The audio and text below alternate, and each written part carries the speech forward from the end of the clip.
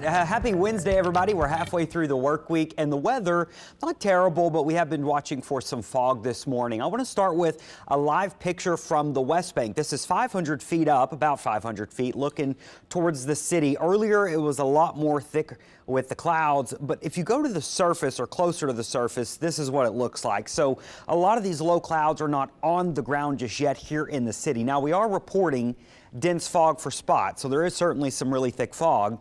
Kenner, Reserve, crossing the spillway, probably Galliano, Belle Chase, Picayune, Bogalusa, and Gulfport. Anywhere you see in red, you are going to run into some of that thick fog that's going to slow your morning down. But other spots, it's not terrible, so it is kind of patchy in nature across the area. Regardless, dense fog advisory in effect through the rest of the morning commute, so just keep that in mind. Temperatures ranging from 69 in Kenner to 71 at the lakefront, 68 in Covington to 64 in Picayune, and Buras at 67. So it's a couple of degrees cooler this morning than it was yesterday, but it's still not really cool. It's a little muggy.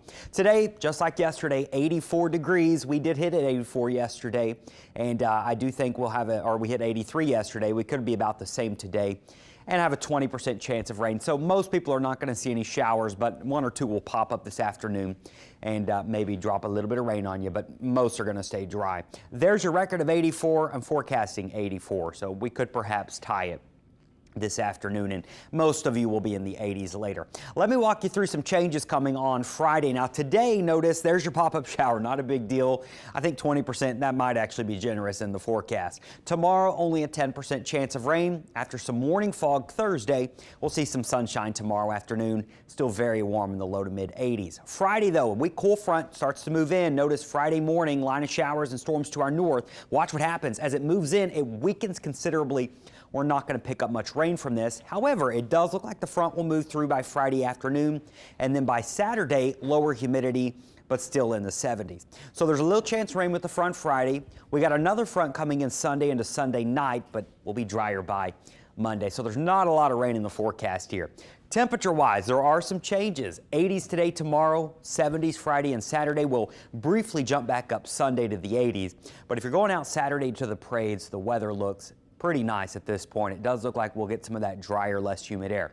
Look at next week, though. This is a stronger cold front. Now, not an Arctic front, but from the 80s to the 60s for your highs Monday and Tuesday. And if you're worried about plants or freezing temperatures, I don't think we're going to see that with this one.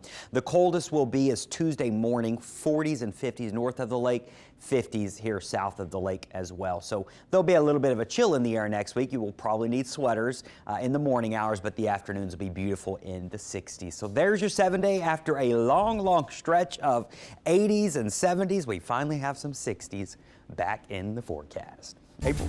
Ooh,